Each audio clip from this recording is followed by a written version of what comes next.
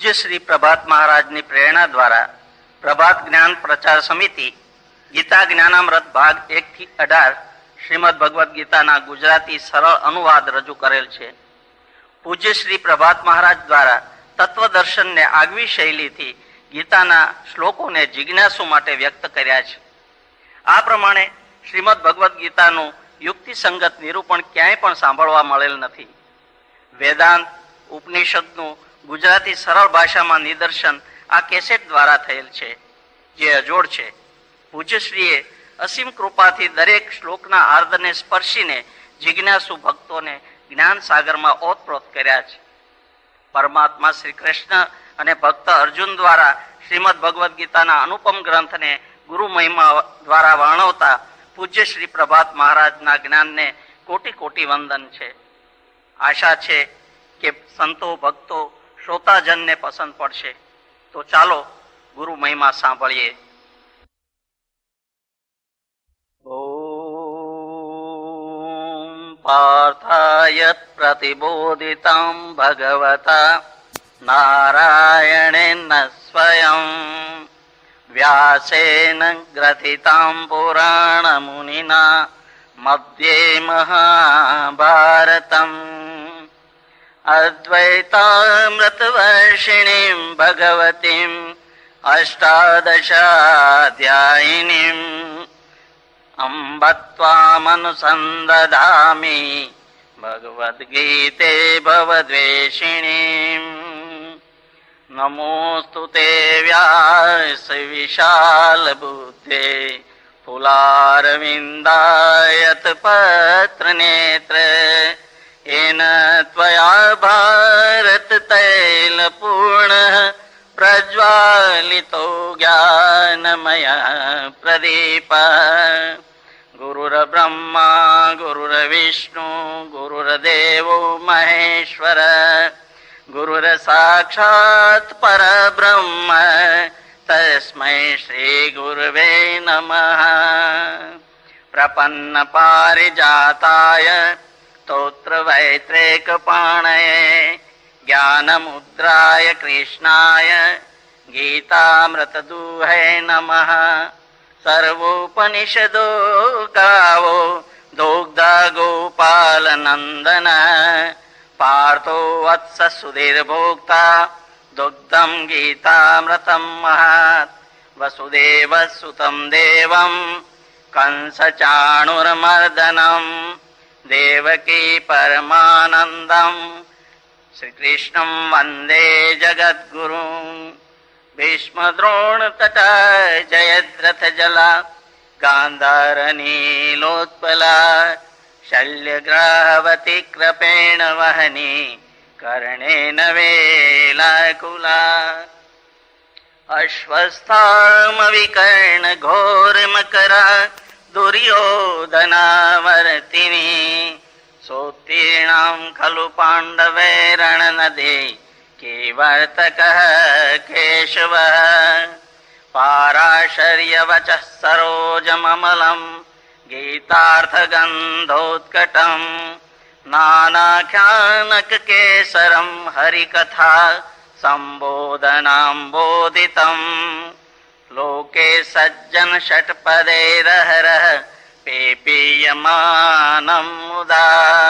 भूयात् भारत पंकजं कलिमल प्रध्वंसिनः श्रेयसे. मुकुं करोति वाचालं पंगुलंघयते गिरिं यत्कृपात्महं वन्दे परमानन्दमाधवं.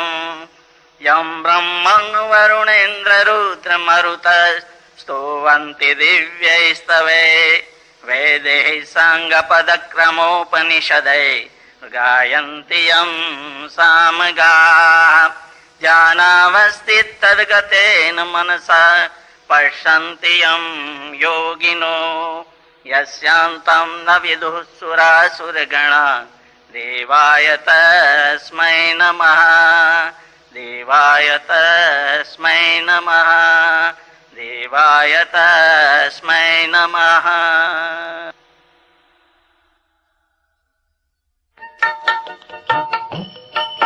હવે મંગલાચરણ સાંભળીએ.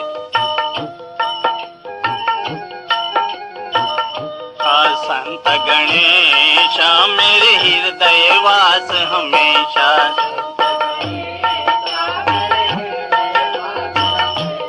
जाको सुमरे अज सुर शेषा,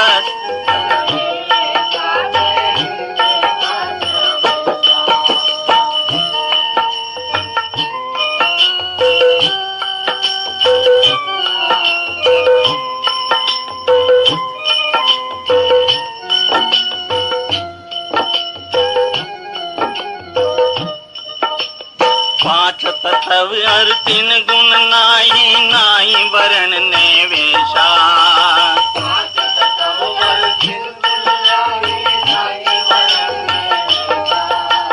कथन कथे तो और कहावे,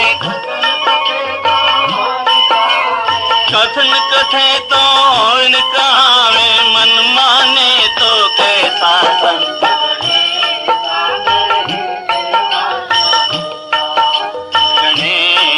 मेरे हृदय वास हमेशा.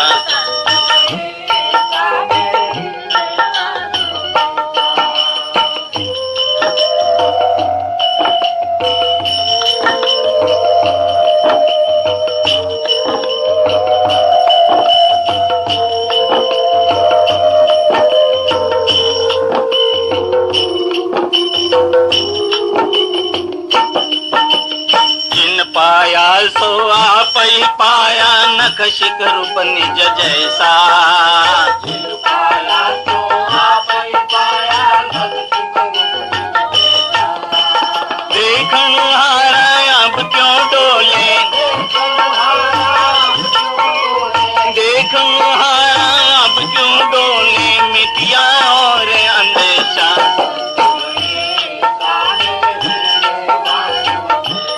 संत गणेश मेरे हृदय वास हमेशा,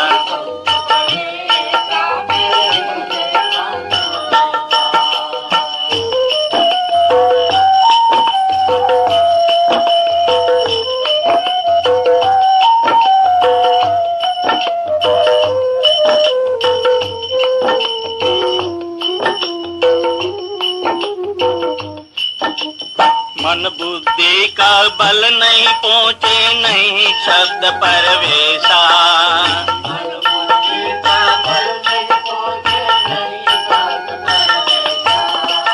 दास बना सो दर्शन देखा,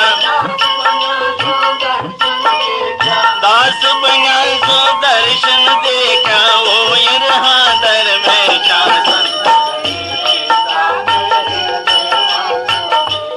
संत गणेश मेरे हृदय वास हमेशा,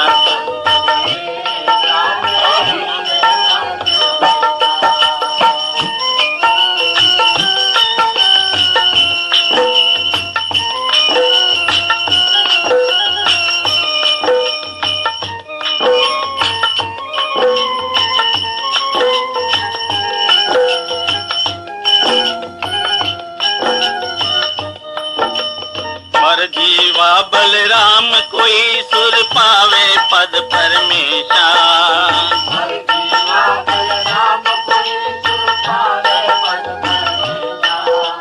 ट्रेन गई पर बात गयो गुरु, ट्रेन गई पर बात भयो गुरु कहो पर संदेशा. संत गणेश मेरे हृदय वास हमेशा, राजा को सुमरे अज सुर शेषा. संत गणेश मेरे हृदय वास हमेशा, संत गणेश.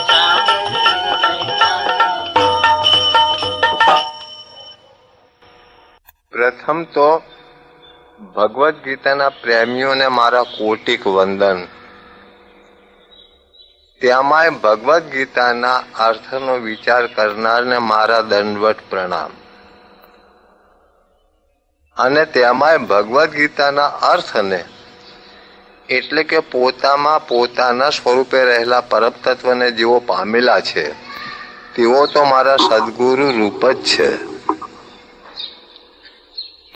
જેટલા ધર્મને લગતા શાસ્ત્રો છે તે ક્યારેક ઇતિહાસ જેવા લાગતા હોય છે તો ક્યારેક ગપગોળા જેવા, મતલબ કે કાલ્પનિક જેવા પણ લાગતા હોય છે.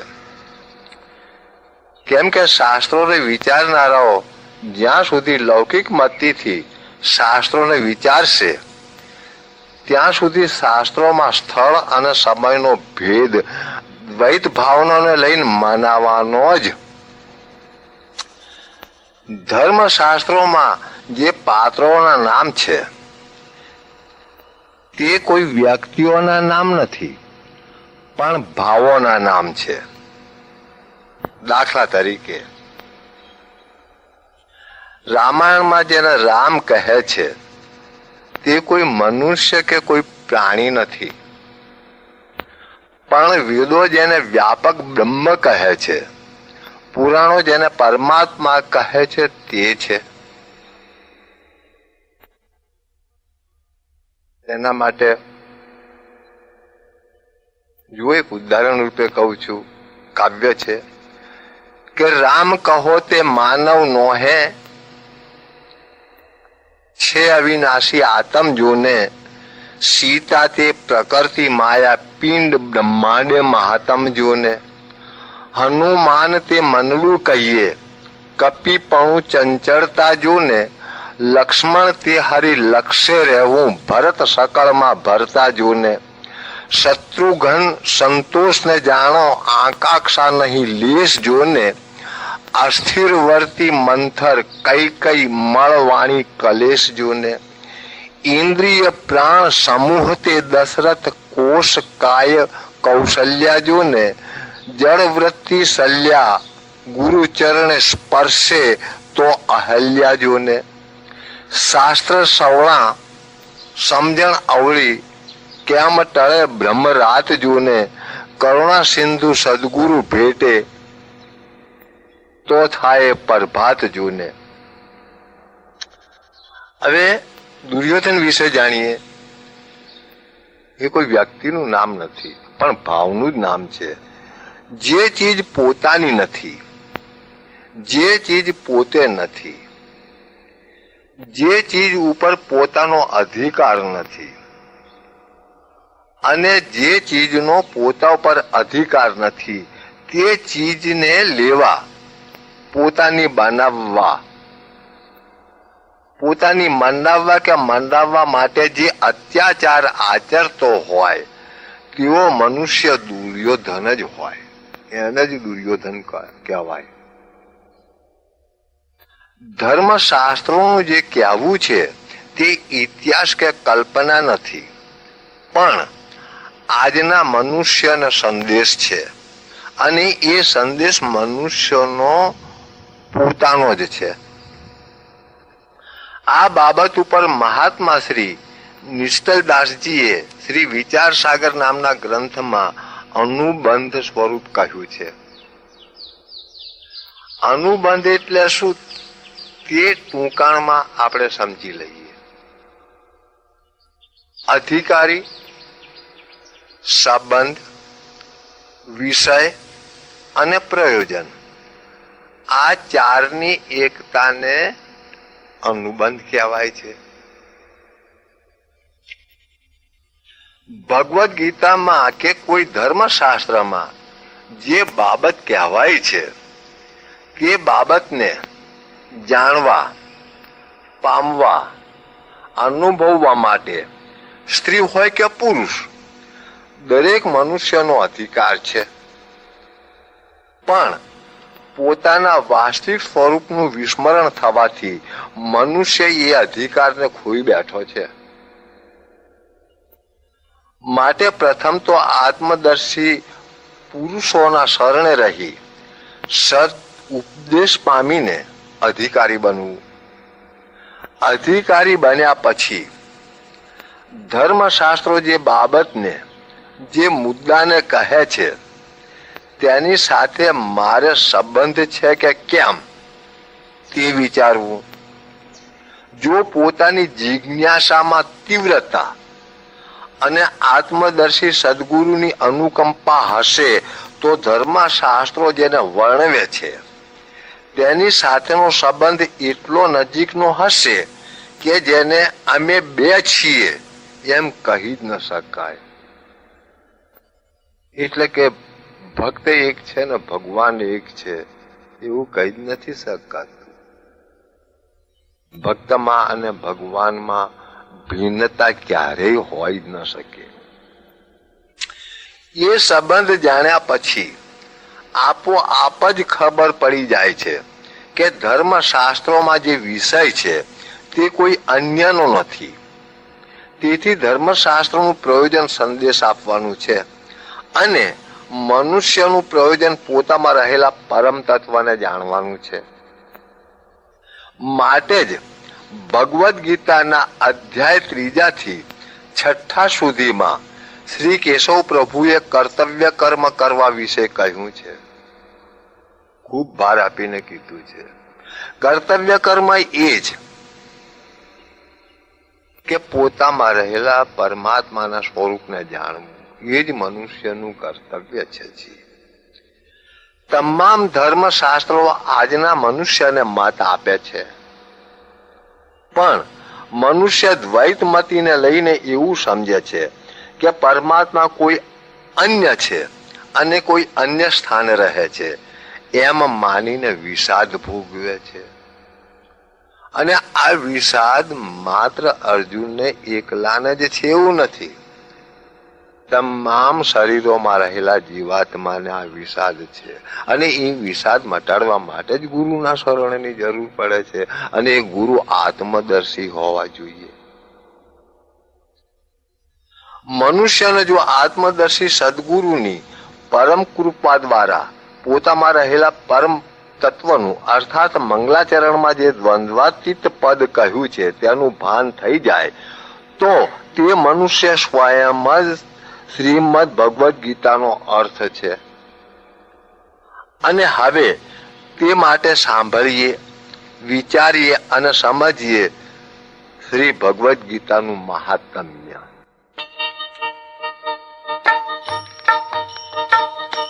હવે શ્રી ગીતા મહાત્મા સાંભળીએ.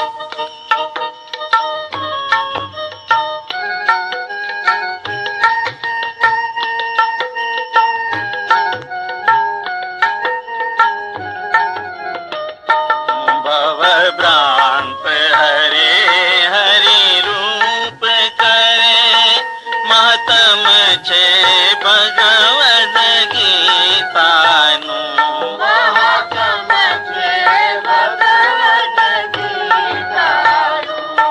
જે નામ સુણી જમદૂત ડરે મહત્મ છે ભગવદ ગીતાનું.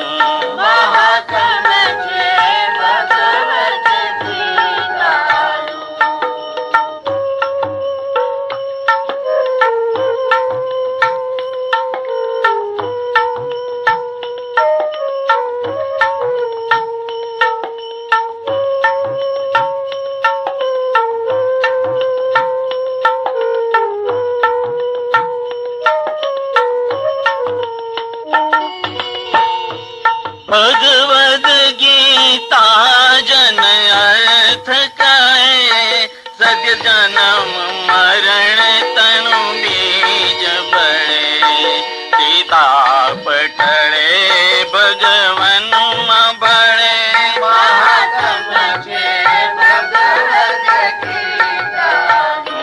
જે નામ સુણી જમદૂત ડરે મહત્મ છે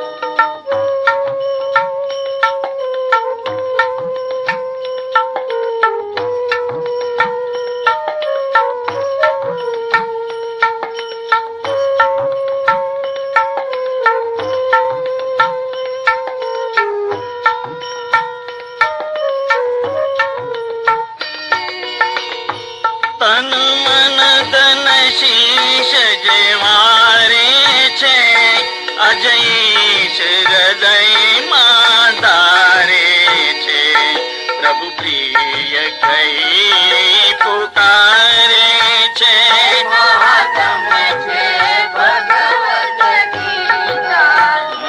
જે નામ સુણી જમે દૂત ડરે માતન છે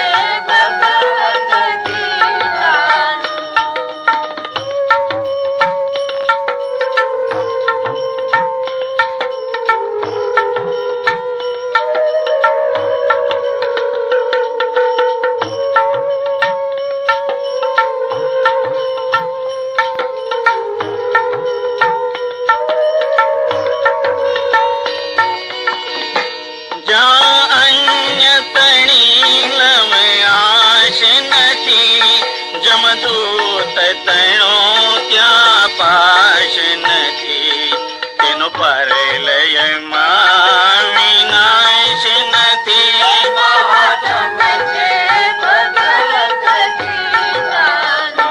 ભવભ્રાંત હરે હરિ રૂપ કરે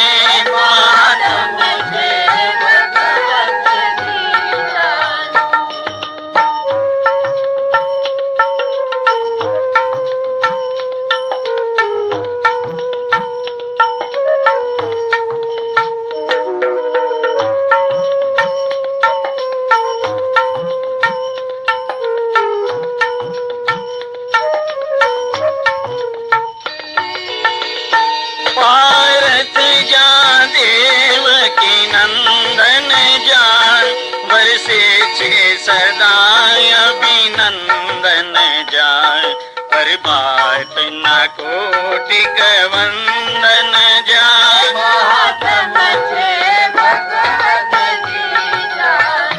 જે નામ સુણી જમદૂત ડરે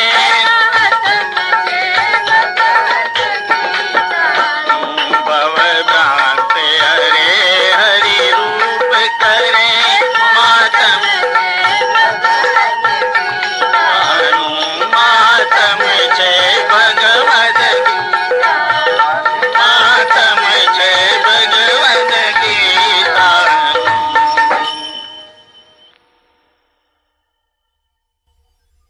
શ્રીમદ ભગવદ ગીતા અધ્યાય પહેલો અર્જુન વિષાદ યોગ ધૃતરાષ્ટ્ર બોલ્યા, હે સંજય, ધર્મભૂમિ કુરુક્ષેત્રમાં એકઠા મળેલા યુદ્ધની ઈચ્છાવાળા મારા પુત્રો અને પાંડુના પુત્રોએ શું કર્યું?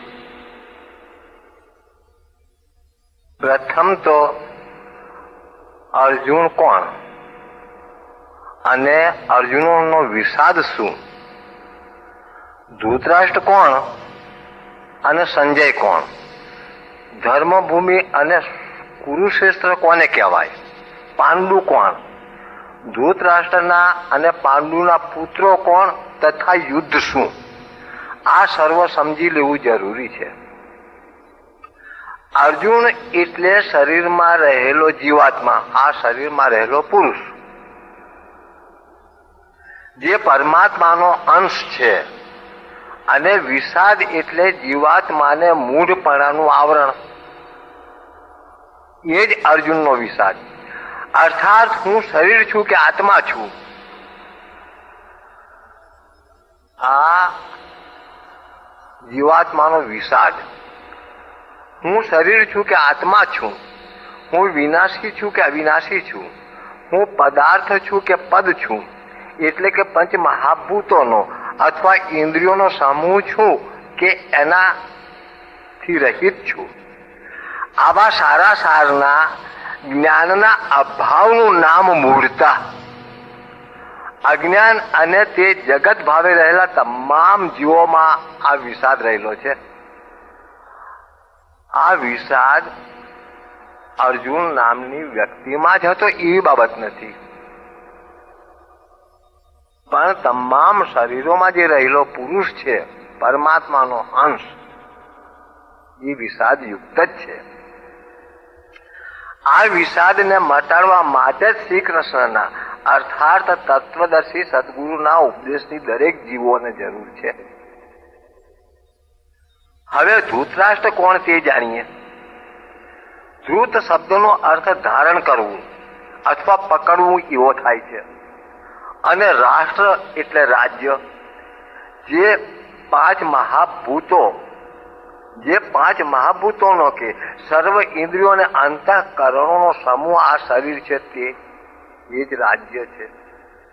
અને તેને ધારણ કરનાર કે પકડનાર અર્થાત તેમાં મોહ પામનાર તે અંધ એટલા માટે કે આ પંચભૂતના નશ્વર શરીરને હું માનીને પોતાના વાસ્તવિક સ્વરૂપથી અજાણ રહેલો છે તે અજ્ઞાની. અજ્ઞાની એટલે જ અંધ. મહાપુરુષો અજ્ઞાનીને જ અંધ કહે છે.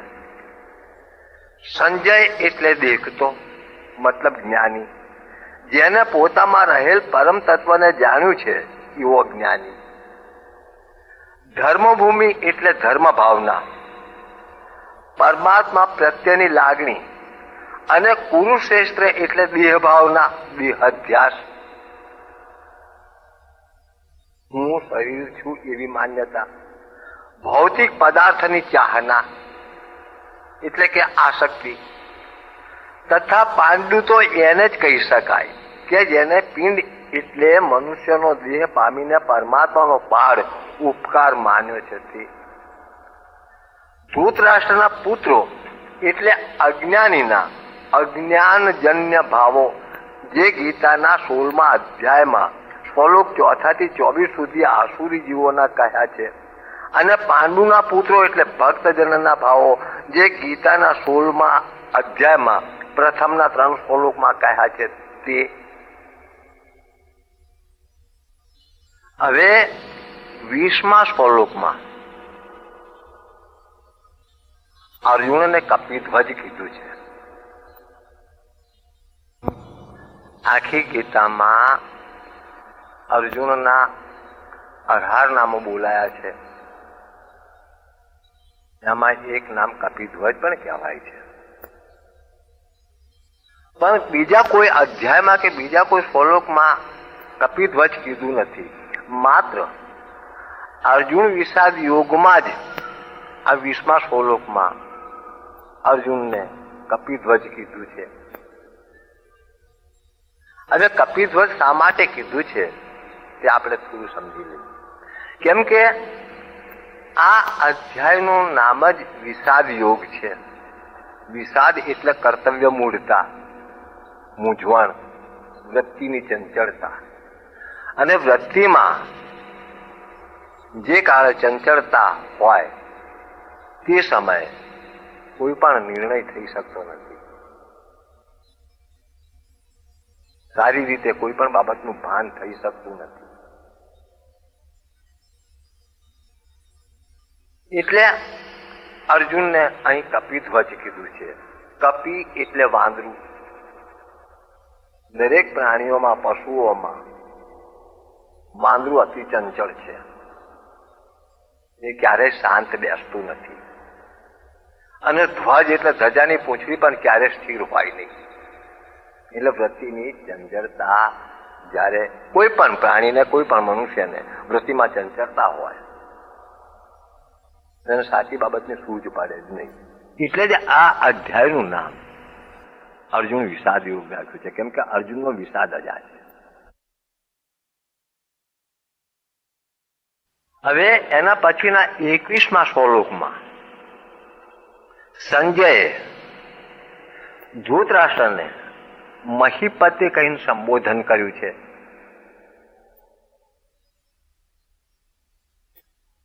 મહીપતે એટલે પૃથ્વીનો પતિ. પૃથ્વીનો પતિ. હવે આ મહીપતે જે કીધું છે સંજયે ધૃતરાષ્ટ્રને, એ માનના ભાવે કીધું છે કે કટાક્ષના ભાવે કીધું છે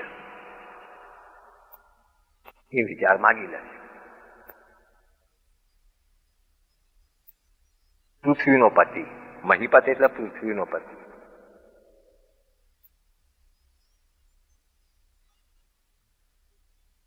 મહી એટલે પૃથ્વી.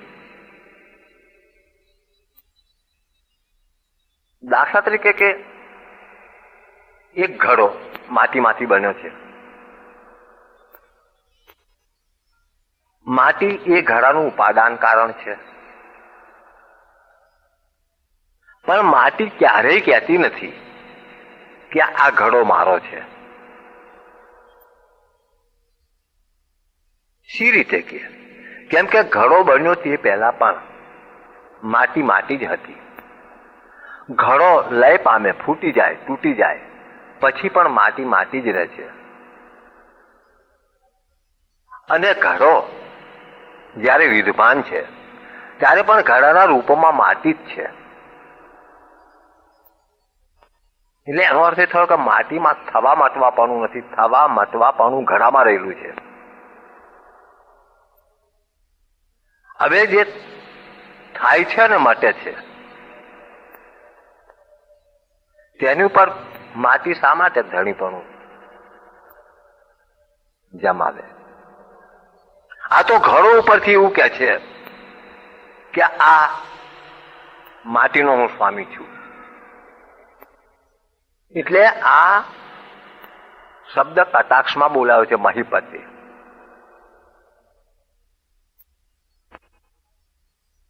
કેટલાક લોકો નથી કહેતા હોતા કે આ જમીન મારી છે, આ પૃથ્વી મારી છે, આ જમીન મારી છે. તો જ્ઞાનીઓ તો સમજે છે કે ભાઈ હા હા તારી છે કે તારા જીવવાની છે. પૃથ્વી એટલે માટી, આ માટી તારી છે કે તારા જીવવાની છે.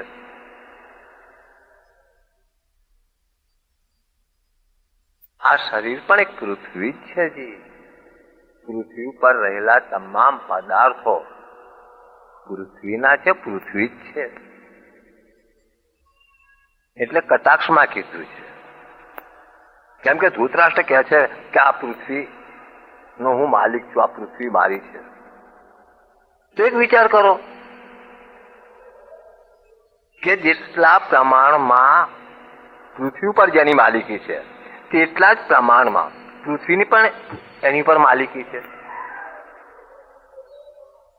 પિતા પુત્રની ઉપર જેટલો હકદાર છે પિતા તરીકે, પુત્ર પણ પિતા ઉપર એટલો જ હકદાર છે પુત્ર તરીકે.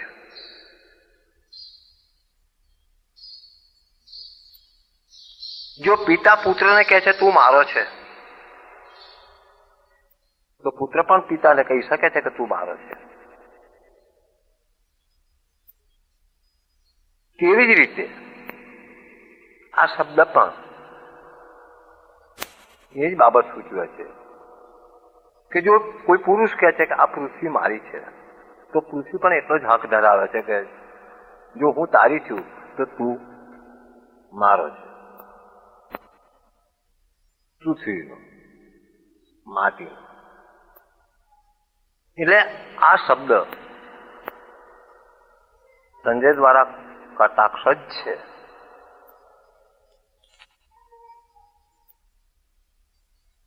આ અર્જુન વિષાદ યુગમાં લગભગ પાત્રોના જ નામ છે.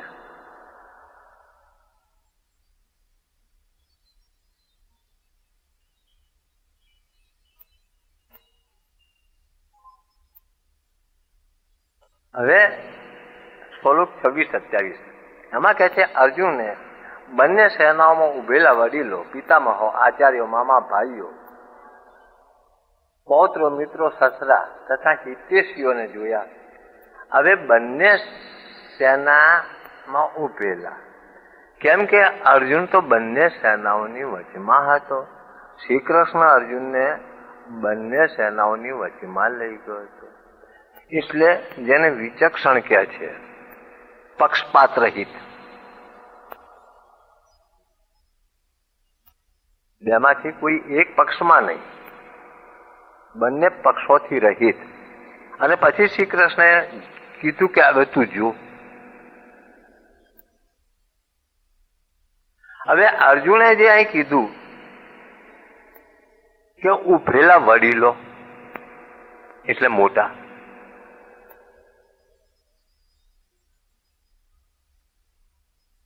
આ નાના મોટા માત્ર મનના ભાવો જ છે. પિતામહો, આચાર્યો, મામા, ભાઈ, પુત્રો, પૌત્રો, મિત્રો, સસરા, હિતેશીઓને જોયા અર્જુને. કેમ કે અત્યારે એની મતિમાં વિષાદ છે, અજ્ઞાન છે. આજ શ્રીમદ ભગવદ ગીતાના વિભૂતિ યોગને આપણે પછી જોઈશું. વિભૂતિ યોગમાં પરમાત્માએ શ્રીમુખે કીધું છે કે વિભૂતિ માત્ર હું છું, બધી વિભૂતિ મારી છે. જે કઈ છે એ પરમાત્માની વિભૂતિ જ છે.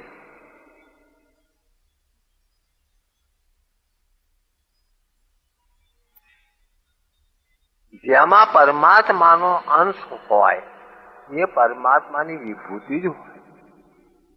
જેમાં પરમાત્માનો અંશ હોય એ પરમાત્માની વિભૂતિ જ હોય.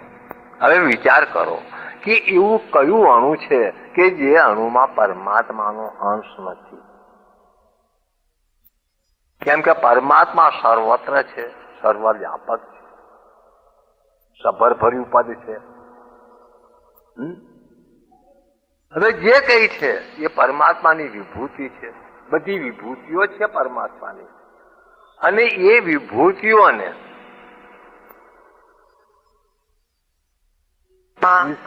નાનાપણું કે મોટાપણું નથી. આ નાના મોટાપણું વ્યક્તિઓના એક મનના ભાવો છે. દરેક અણુમાં પરમાત્મા છે. હવે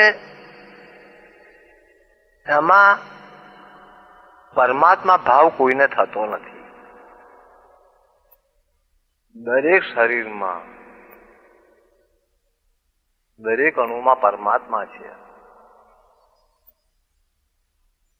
પણ દુર્ભાગ્યની વાત એ છે કે કોઈને પણ પરમાત્મા ભાવ એમાં થતો નથી.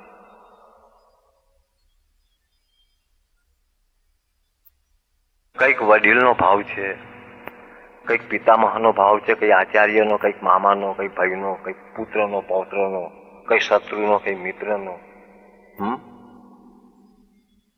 વિચાર કરો મહારાજ, જે ગાયમાં છે તે જ કૂતરામાં છે, જે બ્રાહ્મણમાં છે તે શૂદ્રમાં છે. કેમ કે 9મા અધ્યાયના 29મા શ્લોકમાં પરમાત્મા શ્રીમુખે કીધું છે કે સર્વભૂતોમાં હું સમાન છું, ઓછો વધતો નથી. તો બધામાં પરમાત્મા છે. પરમાત્માને કંઈકનો કંઈક બનાવી દીધો છે. પરમાત્મામાં નથી મામાપણું, કે નથી ભાણાપણું, નથી સાળાપણું, કે નથી બનેવીપણું, કશું જ નથી. પણ કંઈક બનાવી દીધું. અહીં ગાંધારીનો એક શ્લોક છે. ગાંધારી એક શ્લોક બોલી કહે છે, તમેવ માતા છે પિતા તમેવ. એટલે માતામાં માતા પરમાત્મા જ છે, પિતામાં પિતા પરમાત્મા જ છે, બંધુમાં બંધુ, દ્રવ્યમાં દ્રવ્ય, સખામાં સખા પરમાત્મા જ છે.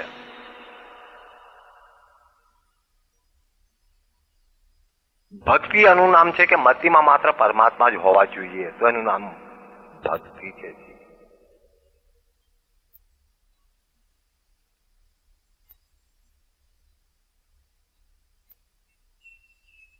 મનુષ્યના મનમાં અન્ય ભાવો જે ઉત્પન્ન થાય છે એ તો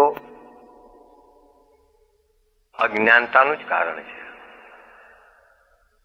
કેમ કે પોતામાં રહેલા પરમ તત્વને, પોતામાં રહેલા પરમાત્માને પોતે જાણતો નથી. એટલે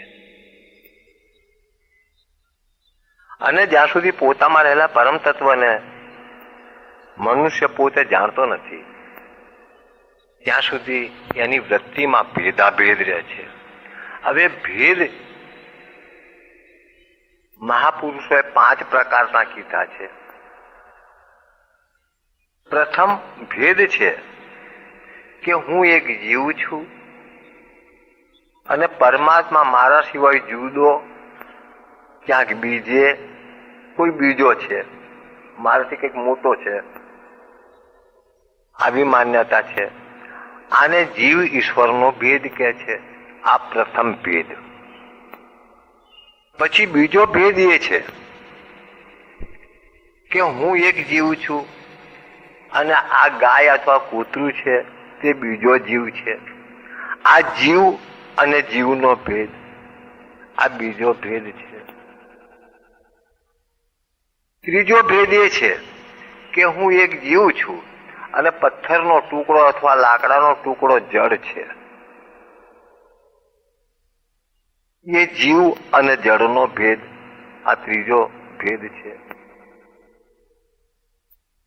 પછી ચોથો ભેદ એ છે કે લાકડાનો ટુકડો, સૂકા લાકડાનો ટુકડો એ જડ છે અને પથ્થરનો ટુકડો એ જડ છે. એ જડનો ભેદ.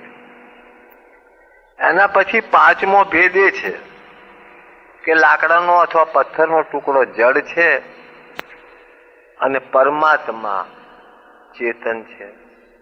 આ 5 પ્રકારના ભેદો દરેક જીવોમાં રહેલા હોવાથી એ ભેદાભેદની દ્રષ્ટિથી જુએ છે. એટલે એની સમજણમાં પરમાત્મા આવતા નથી. એટલા માટે જ ગુરુ મહારાજના સ્મરણની જરૂર પડે છે. અને શ્રી કૃષ્ણ શ્રીમુખે જ કીધું છે 4:34 કે તે જ્ઞાનનો તને તત્વદર્શી જ્ઞાનીઓ ઉપદેશ કરશે, એટલે કે મારા સાચા સ્વરૂપનું ભાન કરાવશે. તત્વદર્શી અર્થાત આત્મજ્ઞાની, જેને આત્માનું ભાન હશે તે જ તને આત્માનું ભાન કરાવશે. તારી ઇન્દ્રિયો વડે કે તારા અંતઃકરણો વડે તો એનું ભાન થશે જ નહીં. એટલે અર્જુન આ ભેદાભેદની દ્રષ્ટિથી કે છે કે આ વડીલોને, મામાઓને શી રીતે મારું? કેમ કે જો મામાને મારું છું તો એની સાથે ભાણો પણ મરી જાય છે.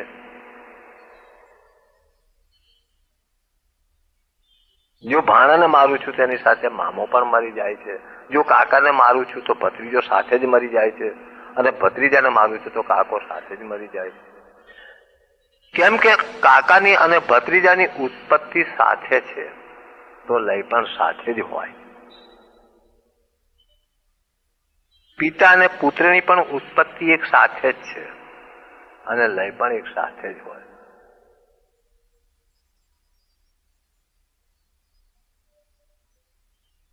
ભત્રીજાનો જન્મ થયો ત્યારે જ કાકો થયો છે. તે પહેલો તો કાકો હતો જ નહીં.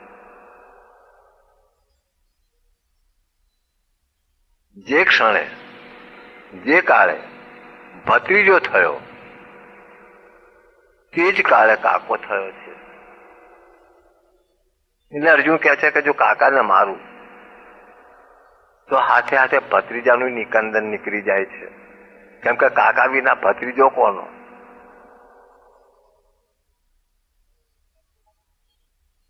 હવે જો પરમાત્માનું સ્વરૂપ જો અનુભવમાં આવી જાય તો ત્યાં કાકોય નથી, ભત્રીજો પણ નથી, માત્ર પરમાત્મા જ પરમાત્મા છે. ચાલો આગળ. હે કૃષ્ણ, વિજય, રાજ્ય અને સુખોને હું ઈચ્છતો નથી. હે ગોવિંદ, અમારે રાજ્યથી શું ફળ છે, અથવા ભોગો કે જીવનથી પણ શું પ્રયોજન છે? આ અર્જુન વિષાદ યોગનો 32મો શ્લોક છે. એમાં અર્જુનને એવું કહું છે કે હે કૃષ્ણ, વિજય, રાજ્ય અને સુખોને હું ઈચ્છતો નથી. અર્જુને વિચાર કરવો જોઈએ કે વિજય એ શું છે, રાજ્ય એ શું છે અને સુખ એ શું છે. આગળ કહે છે અમારે રાજ્ય થી શું ફળ છે, અથવા ભોગો કે જીવનથી પણ શું પ્રયોજન છે. અરે આ મનુષ્યનો દેહ જે છે એ તો પરમાત્માને પામવાનું સાધન છે. આ મનુષ્યનો દેહ જે છે એ પરમ તત્વને પામવાનું સાધન છે. અને આ મનુષ્ય દેહ પામીને જો પોતામાં રહેલા પરમ તત્વને જો પોતે નથી પામતો તો એનું જન્મવું, એનું જીવવું અને એનું મરવું ધિક્કારને જ પાત્ર છે. હવે વિજય શું તે આપણે પહેલા જોઈ લઈએ. જીવાત્માને હાડ ચામ કે લોહી માંસનું નહીં, ઇન્દ્રિયો કે અંતઃકરણનું નહીં, પણ વેદોની યુક્તિઓને આત્મદર્શી સદગુરુના ઉપદેશ દ્વારા પોતાના વાસ્તવિક સ્વરૂપનું ભાન થયા પછી પોતે જ વિજય રૂપ છે, અસ્થિ રૂપ.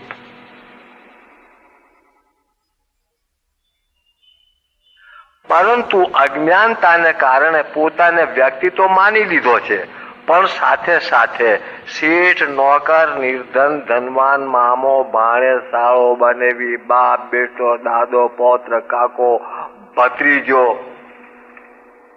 વગેરે પણ માની લીધો છે. તેથી ભત્રીજાને એમ લાગે છે કે કાકાને મારાથી મારો પણ લઈ થઈ જાય તો એવો વિજય મારે શું કામનો? અરે વિજય તો એનું નામ છે કે પોતામાં રહેલા પરમ તત્વને પામવું, અવિનાશી પદમાં ભરી જવું, એનું નામ વિજય છે. અને એ આ મનુષ્ય દેહના અવસરે થઈ શકે એમ છે. મહાપુરુષો થયા છે. હવે રાજ્ય એટલે શું? પરમાત્માના અવિનાશી અંશ જીવાત્માનું રાજ્ય પોતાના સત્ય સ્વરૂપનું ભાન જ છે.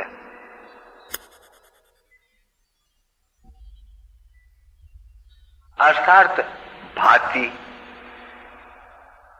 આગળ વાત થઈ તે અસ્થિની વાત થઈ. વિજય એ અસ્થિ છે.